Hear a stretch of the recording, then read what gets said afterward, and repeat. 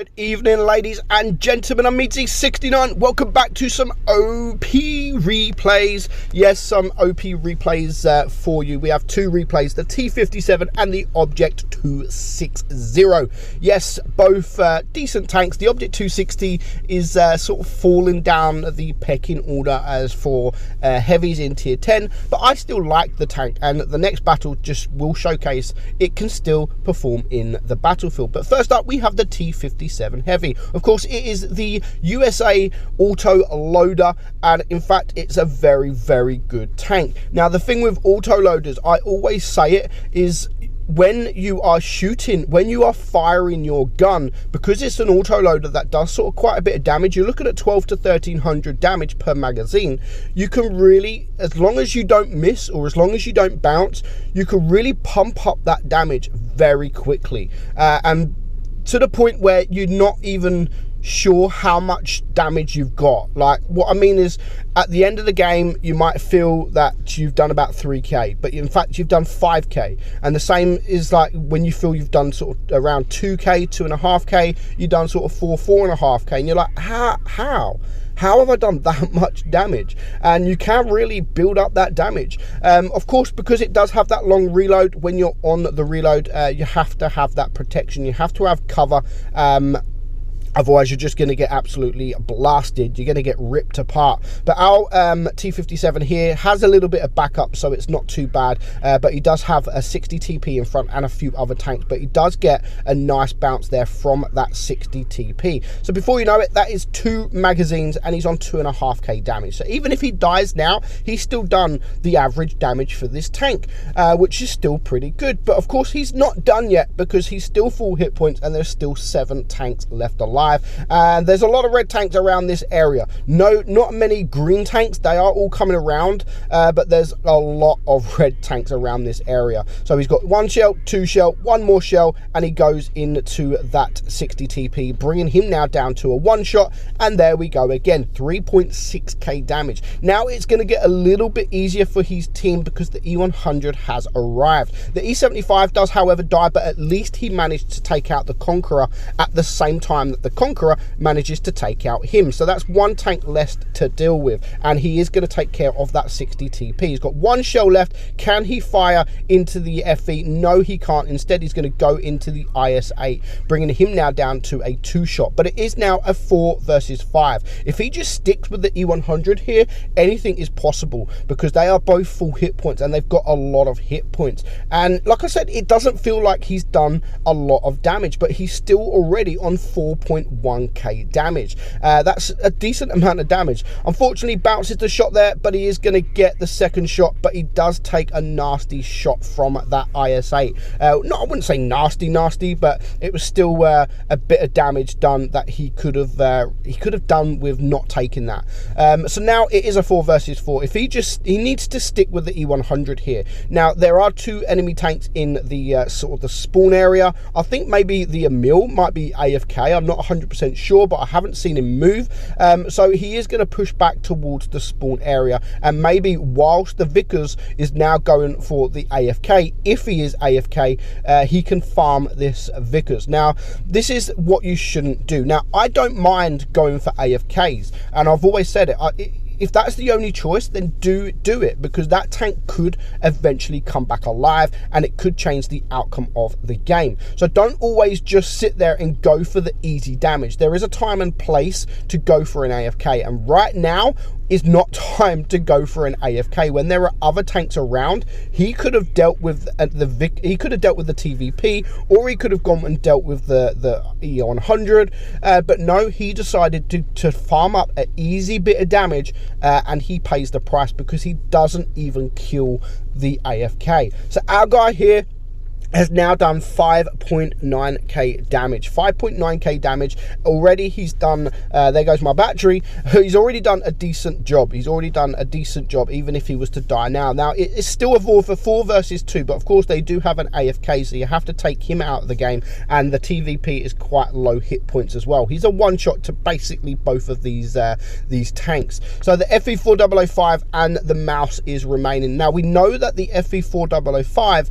is quite quite low hit points. I think he's just a one shot, maybe a two shot, but the mouse, however, still has quite a bit of hit points left. So what they've decided to do, instead of going looking for these tanks, he's going to sit in the cap area, and he's going to sit there with the E100. So that's now going to build pressure up for these two tanks to come and fight. They have to come and fight, otherwise they will lose the game. But now the mouse has been open. Is the mouse AFK as well? Have we got two AFKs, one on each team? No, because the mouse has now come alive. Whether he was AFK at the start or not, I don't know, but this is exactly what I'm talking about going for them AFKs. If someone would have come around this side of the map a lot sooner, they could have cleared this this mouse. And fair play to the FE4005, he stayed with the AFK, because at least then if they go for the AFK, he can sit there and farm some damage. So he's going to get one shot there. I like what he's doing here. He's going to get one shot on the mouse, but he's not going for the mouse. He doesn't really want to know the mouse. He wants to clear the FE4005. But now the FE is moving, he now has to take his shots on the mouse, which is absolutely fine. And now he's going to turn back and go for the FE4005. So of course he is on a reload. At least he has this building for a bit of protection. And as soon as he gets down to sort of 2 seconds reload, he is going to go around the building. The mouse is now not an issue, because he's around the other side of the building, and he does take care of that FE4005. So 4 kills, 7.8k damage, and now unfortunately the E100 has remained in the cap area. He's got 90 base points now. He could get off. I don't blame him for not getting off. I really don't blame him for not getting off, because there's only 30 seconds left on the clock. So you can't really blame the E100 here, but you could blame the E100, because he could have actually come and helped. Both tanks were spotted. He could have come a minute ago, but no, he wanted to remain on the cap, which is fine. He has every right to do so, but because of that, unfortunately for our T57, he doesn't end on 9k damage. He ends on 8.6k damage, but still a very, very good game for him, and it just showcases how much damage you can farm up in the T57 when you get given the opportunity to. So next up, we now have the Object 260. Yes, it's basically like an IS-7. It's like another version of the IS-7, and to be honest, I like this tank, but not a lot of people actually like this tank now, because of the armor profile is not as good, but I still like it. I still think it's a decent tank, and we're going to see here a very, very good battle by Joker 3227. So it is on Titan, from the Titan clan. So he's going to push the middle here. He's looking around to see what his team is doing. Are they going to go left? Are they going to go right? Now he's going to push. Now the best thing about this tank, of course, is the speed as well. It's a very quick, heavy tank, but that is just like the IS-7. Still has a pretty decent turret, but there are still weak points, and he's pushing the cap area here, which is a good position. Usually tanks with a good turret and a little bit of gun depression does push the sort of the cap area. You don't even really need too much gun depression. As long as you've got a strong turret, you can hold this area of the map, and it's actually a very good area of the map to hold, because you do have sights on a lot of the area. You can cover a lot of the area, especially sort of to the right here and to the left and to even to the middle. So of course the Chieftain is pushing here with him. If you look at the minimap, a few tanks have gone to the left side. One medium is gone right, so that medium I can't see lasting very long, but they could push. They could start pushing, because there's a lot of tanks around here, but they don't start pushing just yet. So he's just going to wait. He's just going to be very patient. He's going to wait. He's going to get a nice shot there into the E5, and as you can see, this medium tank is falling, but he still managed to get the kill, and he's still doing some damage. So going for the hatch, that's not an easy shot, you know. Going for that hatch shot on the E5 really isn't an easy shot. So they're still being very patient, and he's still getting the block damage. As you can see, he's still full hit points, and he's on 800 block damage, and now 2,600 damage, and there goes the FE4005. So that is one tank, one dangerous tank sorted and out of the game. But there goes the waffle, the Yee tank. Is that the Yee tank or the Yee Yank? But yeah, there goes Yee tank. there goes the waffle. But you know, they've done a pretty good job. Him and the chieftain here have held, and the medium tanks, fair play. I thought the AMX or whatever tank it was around there, could have been the leopard, I thought they were going to fall a lot sooner because they was on their own, but they've done a pretty good job.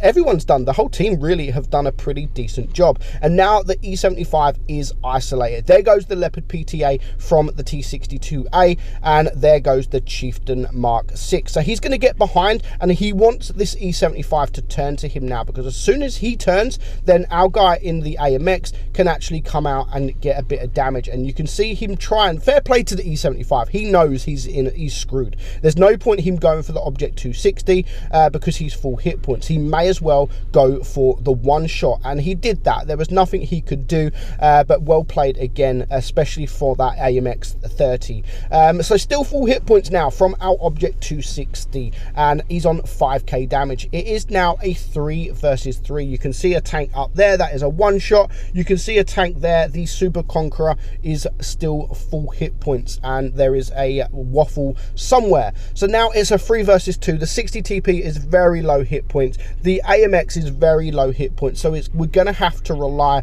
on our Object 260 here. There goes the 60 TP. Now the AMX has to hide. He has to hide. This isn't going to be easy by any means, because the waffle obviously is a great tank. The Super Conqueror is a great tank as well, good DPM for what it is, and if they start pushing together, they can easily win this game. So our guy knows he has to take care of this guy. He has to get close and he has to get some bounces. But here is the waffle. Now he gets a very lucky bounce. Now if I was him, I wouldn't have come this way. I would have just started to push the Super Conqueror. Actually, do you know what? Fair play. That was an unfortunate shot there. Nice shot there for the waffle, to be honest. He knew he couldn't pen at that angle, and he knew he didn't have time, so he just spammed HE, and he's still done 400 damage. Our guy here, 7.3k damage. 7.3k damage. That, did you just see that? I think you just, unless you was watching, the AMX bounced the Super Conqueror. I think he tracked him, and unfortunately he dies doing so. So now it is a 1 versus 1. Luckily the waffle is still shooting HE, which is a bonus for our guy here, because now he can just push. He doesn't have to worry about being shot, because there's no way that he's gonna lose this game. 8,300 damage, final shot, final kill, and he gets a very nice victory. He ends on 8,000, let's wait for it, 8,497 damage, and he also blocks 1,400 damage. 3 kills in that as well. Now let's see what the AMX did, because the AMX looked like he was working his ass off. He's still done 2.2k damage. Not the best, but he's still done a decent amount of damage for what I said right at the beginning of the game, how he's going to die very quickly. He managed to stay alive, do a bit of damage, get a few kills, and he died right at the end, which him dying ultimately gave him the win. So well played, guys. Thank you for sending me those replays in. I hope you guys enjoyed it. I hope you guys learned something from these replays as well. Learn how to play these tanks, because any replay I show are all good battles. So playing it how these guys are playing it, you're ultimately going to do a good job, and you're going to learn how other people play these tanks. So I hope you enjoyed it. I'm Meadsy, and I'll catch you all soon. Bye bye.